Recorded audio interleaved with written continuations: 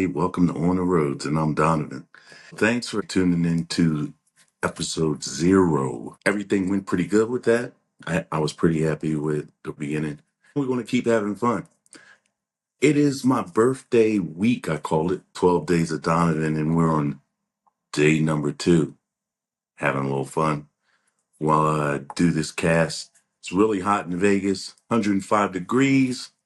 Heat's killing me, but the AC feels good. I'm in here laid back, having a little sip of the McKellen 12, getting this next episode out. Today, we're going to talk about equipment, the things that I bought to make my camp life a little bit easier, make it feel a little bit at home while I was on the road. It's a lot of work being out there. There's things you got to do. My biggest obstacle was finding camp.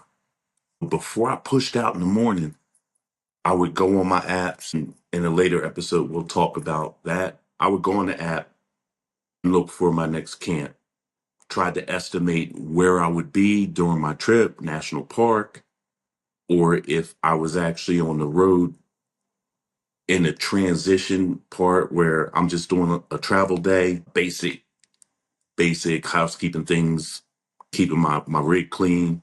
I'll wash the car, clean the inside out, make sure everything was clean as possible, or going to the supermarket or going to a store to get some food for the next few days. My travel days were pretty cool. It kind of gave me a break from what I was doing, but we'll get into it. We're going to go over things that I do for car camp. This was the equipment that made car camp fun. If you do camper van or you do RV, you pretty much have a home on wheels. You have so many things in camper vans. They have stoves, they have their refrigerators, they have an indoor outdoor shower, TVs. In an RV is pretty much like a house. You don't have those luxuries in a car camp situation. But let's get into it. I don't want to get off the subject too much. First thing I looked for was a sleep system. It depends on your car, your setup, how big or small your car. I was doing it in an SUV, so my sleep system, the first sleep system I got, it was a self-inflating mattress situation kind of thing. Then a sleeping pad that I bought, and I would inflate the sleeping pad. I would put the self-inflatable mattress down, which would kind of acted like a layer of insulation in between the floor of the car and me. I got an air mattress and kind of like a sleeping pad. Blew that up, very comfortable. Couple of pillows from home. Had a couple of camp pillows as well, which are pretty cool. I had a sleeping bag. I also bought a comforter. Sometimes, depending on where you're camping, it's getting a little chilly at night. Most of my camp nights, with the exception of when I was in Yellowstone. When I was in Yellowstone one night, we all woke up. It was 27 degrees. What the hell? How did it get so chilly? We were also up in elevation a little bit. We didn't expect it to get cold because some of my camp neighbors, they were asleep in a tent. They're next to me. I kind of got to camp a little early that day. I made dinner, got my car set up, jumped in the car.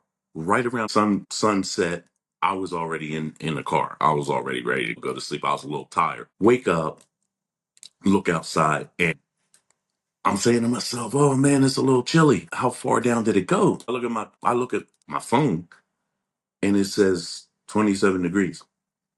Pull my window cover away. There was frost on the window. Got out, walked over to go to the bathroom, came back. While I'm walking, I'm looking at us, man, the people next to me were sleeping in a tent. My neighbors across from me, they had a roof tent. And they were sleeping in a tent, but we were all bundled up. No big deal. Sleep system. So what I did, I upgraded before I did the second leg of my trip. I bought what you call a Luna. Luna's a glorified air mattress. You can blow up one chamber and fold the second one under, or you could blow up two chambers if you have two people camping with you. Very comfortable. Comes with a pump to blow it up. Some people do memory foam mattresses. It's all your preference. Second thing I suggest getting a sleeping bag because some nights and sleeping bag is personal preference. There's all different kinds of sleeping bags. It has to do with how cold or how hot it's going to be out. My sleeping bag is, I think it goes down to, I think like a 20-degree one. You can get sleeping bags for extreme cold. Depends. Lighting. Lighting is important as well. The SUV that I have now, I have portable lights. I have some hooks installed in my roof. They were stick on. And I have solar lights, little strand of lights I could put up inside the car or I can put them up outside of the car. Lighting is important because sometimes you're camping, you're out there, it's pitch black where you're at. We have some of the darkest skies in the nation out here west. Some of the places I was camping, extremely dark, but beautiful. You could see the Milky Way with the naked eye. At night, if they had a fire pit, build my fire, sit in chair. I have this really comfortable chair.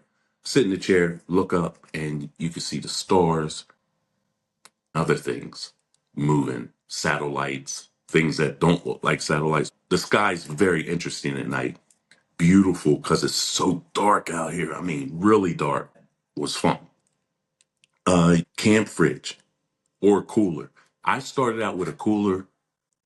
I bought an Igloo because there was another company out there claimed that if you put ice in their cooler, it stays cold for 2 days. Legitimately stays frozen for 2 days. I know some people that had them. Started out with a cooler. It was hard to do it with a cooler because you had to stop at the store, get ice. Your food sometimes would get soggy because the ice was melting. Then I left the ice thing, and then I had ice blocks. You fill them up with water, get them cold. They stay pretty cold for a couple days. I did that. The drawback to that, once they become unfrozen, you got to go back to ice. But anyway, I got this camp fridge. It's over there. It's called a Bouge RV. Is that? Yeah, Bouge RV. I got a fridge. It was really cool. You can use 12 volt. You can plug it into your power source. During the day, I just plug it into my car. And it just was like having a fridge on the road. Put your drinks in there, put your food in there, kept everything cold. It's just personal preference, whatever you want to do. A cooking stove. I still have my camp stove. Pretty much uh you buy gas containers. Was it butane? Some of it's butane. It depends on what gas it is. You can buy them at any store. REI was a big place, one of the places I would go. Got a camp stove, little camp system, about $14. Some of them are more than that. And I bought a nice cooking system is good too, as far as pots and pans. I started off with some regular camp pots and pans. They over time they didn't work too well, so I went and got one. It has a ceramic bottom, helps so much, especially with cleanup. I cook with this pan, and when you have a camp fridge, oh man, I eat steak and eggs for breakfast. That's another thing about being out there and camping. You can go out there and you can eat if you want to. You can eat the same way that you eat at home. I tend to have to want to eat a little healthier when on the road because you're going up and down in elevation. If you're a hiker, sometimes you're in a car and you're driving for hours at a time. Your ankles might retain fluid, so it's important to get out of the car too every couple of hours and just walk around, try to keep that blood circulating because you can get some fluid buildup in your legs. Storage. Some people that were car camping had a rooftop tent. I chose to go with a rooftop storage. I bought one and it helps so much with freeing up space in the car because I can just go and put things inside my rooftop storage. So rooftop storage is pretty cool to have. Once again, it just depends on how you want your setup to be.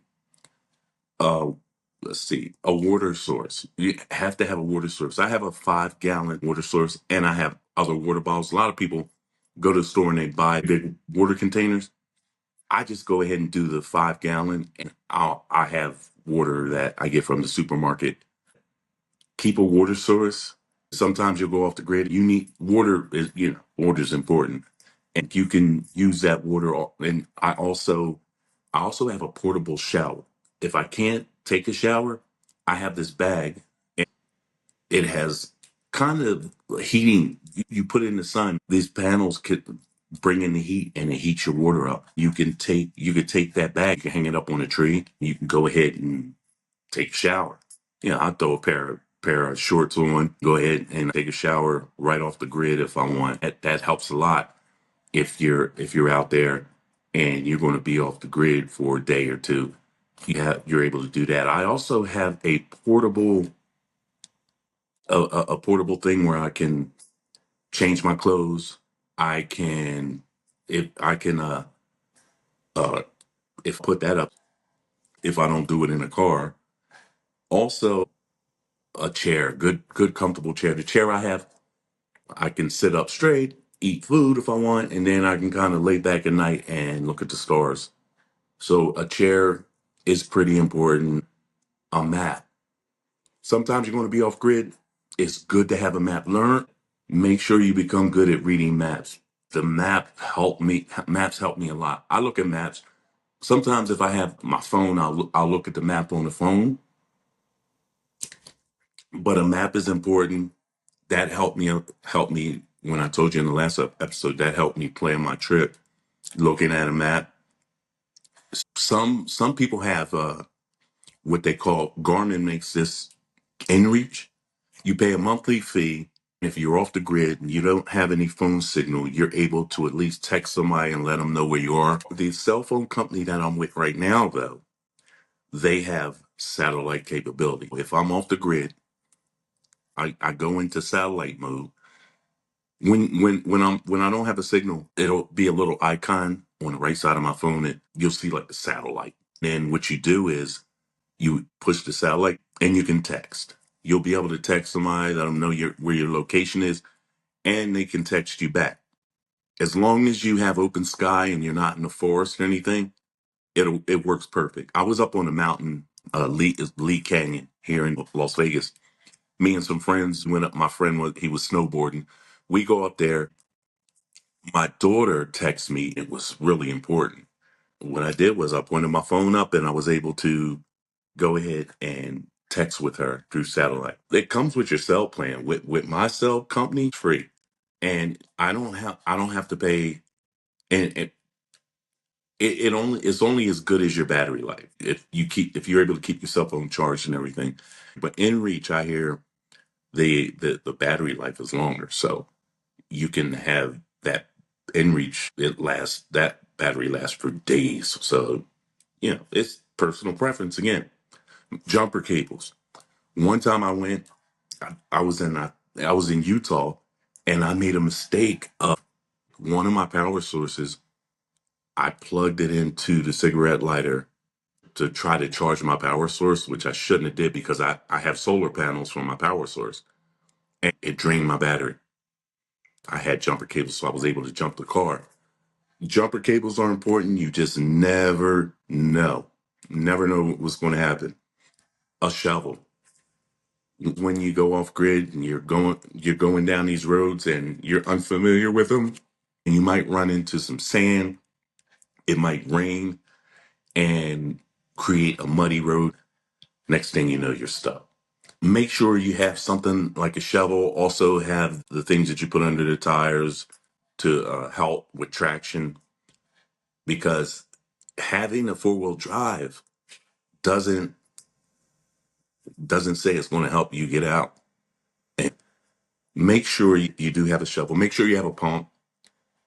In some instances, some of the roads you go on, you have to air down. You air down your tires, create a bigger surface of traction for your tires. Make sure you have that so you can, or if something happens, your tires lose air, you're able to pump your tires back up. A tire repair kit. I have a tire repair kit. As long as it's not the sidewalls, I have this repair kit just like they have at the garages when you go to your mechanic and they plug your tire.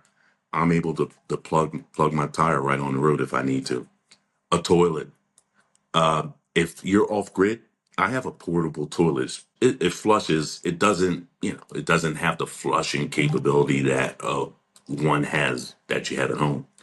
But I have a portable toilet. I bring that with me. I put that in the portable changing station that I have. I put it in there. I have somewhere to sit when I change my clothes. And then being off the grid, I can just use that portable toilet if I need it. When you're off grid and you gotta go, it's so primitive. If you have to number two, you could dig a hole. You could do it that way. But I just prefer to have the portable toilet. It makes life a whole lot easier. And then I can detach the tank on the bottom of the portable toilet. I can carry it like I'm carrying a water jug. I don't have to use the dumping station if I don't have to. I can just dump it in the toilet because the tablets that I put in there dissolves everything. So you're just dumping liquid in the toilet. It's all safe. Make sure you pack in and pack out certain things that you don't. I've been to campsites and people leave their trash. I have to pull out my trash bag and pick up trash. I try to leave the place better than when I got there. That's something else you have to you have to be aware of when you're going out there. So my power sources, I have two power sources. My power sources, I also bought solar panels for it. So if I am off grid, I can just go ahead and charge my power banks. I can charge them with my solar panels. Just put the solar panels on top of the car, plug in my sources, and just let them charge. That that's if I'm on an off the grid situation. So I have my car set up. I'll have to put a picture of it behind us here, so you can just look at the outside of my rig, so you can see the rooftop storage. And one other thing you should have when you go out too is I have camp fans, because out here, if you camp in the summer, it can be in 100-degree range. At night, depending on the elevation, it can go down in the 70s or lower. When I went over to the East Coast, I got to Florida with the humidity and everything. My camp fans were game changers. I went ahead and plug, so I you can plug them in, recharge them, and on a charge, my fans work on all night. It just feels good having that air blowing on you so you don't sweat. But you have to find ways to maximize your space when you're in a car. I hope some of these pointers will help you as far as setting up your car and getting ready to go on the road. Next episode, we'll talk about the planning stages. We'll talk about the apps that I used and how I broke this up and how I decided where I was going to go first. We'll talk about that. I did have a friend of mine hit me up. One of the episodes I'm going to deviate, he was talking about what steps I took to make my move to Las Vegas when I decided I was going to retire. I'll get that episode out for you. We'll talk to you next time. Once again, this is On the Roads with Donovan. Take care.